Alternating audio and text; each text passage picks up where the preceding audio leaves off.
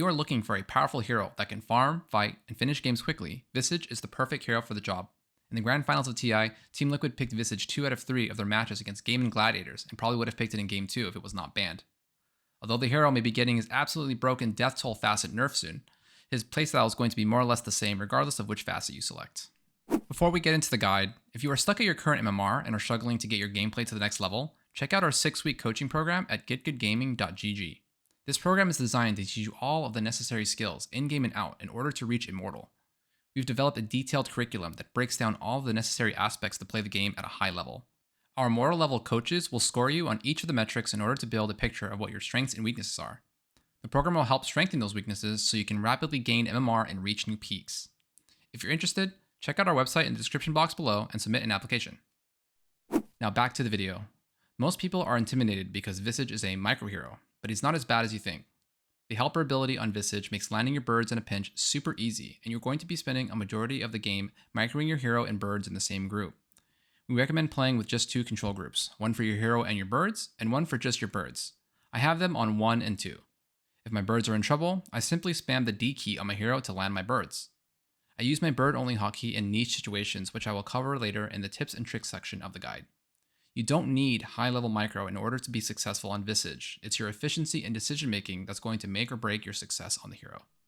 Let's talk about how we should build Visage. Since Visage is a tempo-based hero, we are looking to build aura items so we can buff our birds and our team. This will give us an early advantage in team fights, and if we win the fights, we can easily convert objectives, as familiars coupled with Grave Chill shreds through towers. A build that should work in most pub games is Vlad's, into Drums, into Assault Cuirass. All 3 of these items buff our birds, which is Visage's main source of damage. Once we get to AC, tier 3 towers and racks will melt to our damage. Our goal is to try and end the game within 20 to 30 minutes, a pace that most pub players below Immortal won't be ready for. Because Visage is a universal hero, we want to start with as many stats as possible in order to maximize our damage. If you're taking him to the mid lane, you want to start with a set of tangos, 2 circlets, 3 branches, a smoke, and a ward for mid. In the off lane, you can start with a couple of mangoes instead for early aggression in lane, and send yourself a set of tangos with the bounty golds. For facets, Death Toll is by far and away his best facet, providing you with bonus gold whenever you kill a target with Soul Assumption based on the number of charges it had. It also works if you tag them with it and kill them within 3 seconds. What makes it even more broken is that the Recall Familiars ability from the Sepulchre facet also works for Death Toll.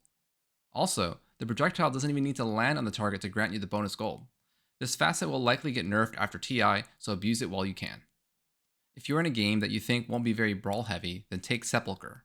This multi-Grave Chill facet provides early game efficiency and pushing power. Avoid the Faithful Followers facet at all costs. While it may be tempting to just play the hero and not the birds, there are just way too many downsides to not having complete control over your birds. Trust me, it really isn't that hard to micro the hero. For a skill build, hold off on spending your first point if you're going mid. If you're off lane, take Soul Assumption level 1 so you have the ability to be aggressive on the first wave.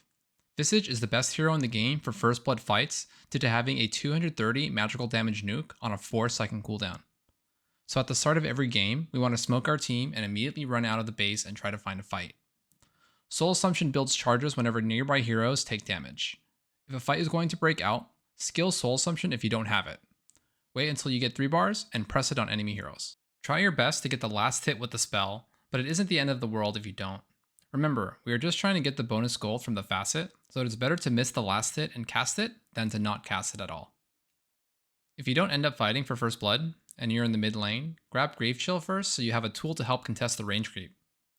What you take at level 2 is going to depend on how your lane is. If you think you can be aggressive, take Grave Chill or Soul Assumption depending on what you didn't take at level 1. If not, then take a value point in Gravekeeper's Cloak so we can withstand a bit of harassment and take better trades. At level 3, you want to be 1-1-1. After that, you want to first max out Grave Chill as that is your farm efficiency spell. Add more points in Cloak if you need to be more tanky, otherwise max out Soul Assumption next so you can maximize the gold you get from Death Toll.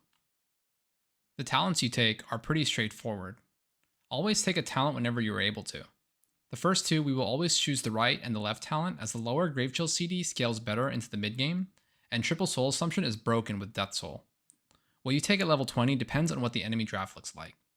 If they have a lot of tanky / high armor heroes, take the Soul Assumption damage. Otherwise, take the Armor Corruption. Remember, Armor Corruption works on buildings as well, So if you think you can end the game quickly, grab the Armor Corruption talent. At level 25, you should be grabbing the third familiar talent by default, picking only the additional armor against drafts that have a lot of AoE physical damage that can shred your birds instantly. Heroes like this are Kunkka, Pangolier, and Phantom Assassin. Our strategy in the early laning stage is to secure last hits and find aggression with Soul Assumption if the opportunity presents itself. Visage prefers to play with supports that can do nuke damage to build Soul Assumption stacks, and a stun or root that can catch a target. Visage lacks mobility and catch, so heroes that fill this hole are paramount to your success. At TI, Team Liquid drafted Tusk and Willow for 33, two heroes that perfectly complement Visage. For laning stage items, we want to turn one of our circlets into a stat item like Bracer or Null Talisman, depending on the lane. If you need a bit more tankiness, grab Bracer. If you think you can be a bit more aggressive with Soul Assumption, take Null Talisman. Build a wand if your lane contains a hero that spams a lot of spells. This will help us cast more Soul Assumptions as it costs a lot of mana. Next, you want to grab Boots, as Visage is quite slow. Then, start working towards your first core item. If you're in the mid lane, feel free to grab Blades of Attack and Ring of Basilius before Boots, as movement speed isn't as important in the mid lane. Now let's take a look at a clip of how to handle aggression as Visage in the laning stage. In this clip, you can see how powerful Visage is in the laning phase with Soul Assumption. Aggressing Visage means you'll be taking heavy magic damage in return. Gaimin attempt to gank 33, but he is too tanky and it gives him the opportunity to turn and kill Celery. We want to make sure we are always pressing Soul Assumption when our opponents are aggressive towards us. A lot of people underestimate how much damage Visage can do in the early laning stage. Once Visage gets access to his birds, he gets a considerable power spike. We want to make sure that we're always looking to fight whenever we hit a spike. So this is level 6, when we get our Vlads, when we get drums, and when we get AC. You can see the moment 33 gets his birds, he is looking to fight. Remember, if we take the Death Toll facet, we are looking to brawl to take advantage of it. You should be looking to take fights near towers so you can convert them after winning. This is going to be our game plan for the remainder of the game. Look for fights and convert towers with them. If there are no fights, you should be shoving waves and farming the jungle in between. Look to make smoke plays as often as you can. Communicate with your team when you hit your power spike so you can take a fight. Team fighting on Visage is pretty simple. If you are close enough to cast Grave Chill, cast it so you can slow down your target as well as buff yourself and your birds. Issue an attack command with all of the units in your control group. Whenever you build stacks of Soul Assumption, press it on your target. Remember, Soul Assumption is on a very low cooldown, so you should be spamming the spell in fights. In this clip, we are organizing a gank on this sniper. I'm going to let my Nature's Prophet and Earthshaker initiate on him first, since I don't have any catch.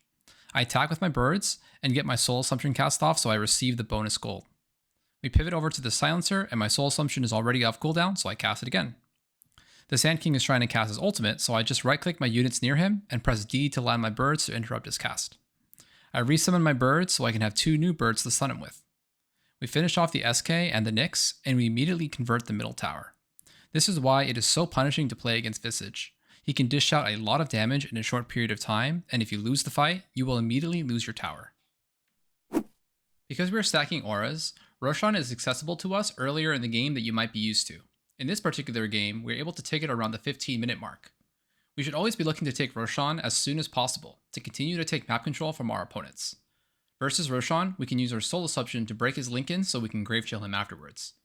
Roshan is an absolutely crucial objective that allows us to solidify our map control and build a net worth lead against our opponents. Don't forget to prioritize him. We're looking to close the game out when we finish our Assault Cuirass, which should be around 19 to 20 minutes. After AC, we want to get our Shard, which gives us a save for ourselves in case we are caught out of position or we're initiated on. If we are brawling a lot, we should have very few charges of our drums left, so we want to build into Boots of Burying next so we can have infinite charges. The slow immunity granted by it is also very nice, as it allows us to escape if we're slowed. If the game goes into late game, we want to pivot to a more pick-off oriented style, building Aghanims and Scythe of Vice. However, this guide isn't going to focus on the late game, as our primary strategy is to try and pace on our opponents and finish the game quickly. It is much more productive to try and figure out why we weren't able to finish the game quickly than it is to analyze a situation that isn't going to happen very often. We go into a lot more detail in the written version of this guide on our website. Check it out in the description box below. Before we end the guide, I want to finish it off with some tips and tricks for Visage. Having a separate hotkey for your birds is useful when you need to run away on your hero, but control your birds to stun anyone chasing after you. Start by right-clicking to where you want your hero to run. Then press 2, or whatever hotkey you have your familiars on, and micro them to where you want to land. Press Q, then press Tab, then press Q again. This will land both of your birds and allow your hero to escape. Here it is in real speed.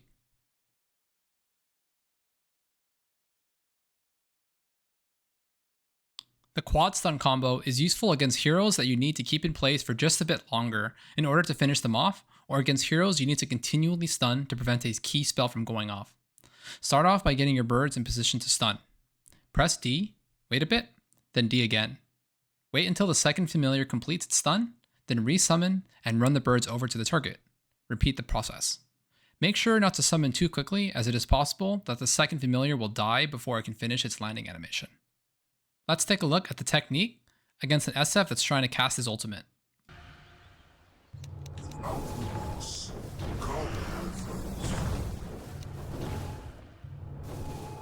Unlike Lone Druid's Bear, Visage's familiars have the lowest priority when it comes to hitting a tower. This means that if creeps, your hero, and your birds are attacking the tower, your birds will be targeted last. Take advantage of this when you're sieging. Very often, I will use fortification in the mid lane to keep the creeps alive a little longer so I can finish off the tower. Gravekeeper's Cloak is a stacking damage reduction aura that also provides protection to your birds. Your birds need to be in this range in order to be affected by it, so make sure to always keep your birds within this range against enemy heroes, because otherwise your birds will instantly die. Keep in mind that although the birds are affected by his cloak, the damage production it provides does not work against towers, and they will take full damage. Whenever the enemy team presses fort on a non-tier 1 tower, always land your birds, as you usually cannot pull them away in time before they die. Visage's familiars are able to cast their stone form ability despite being stunned or taunted, so heroes that are often seen as counters aren't actually counters. The trick is to use our nifty familiars control group to land our birds instead of the helper ability. This is fantastic against heroes that can taunt our birds, such as Winter Wyvern and Axe. And that's going to conclude the guide. There is so much more to the hero that I would love to include in this guide, but it would make the video way too long. If you guys are interested in learning more about the hero, please write in the comments what you would like to see, and I'll make sure to update the written version on our website. Thanks for watching.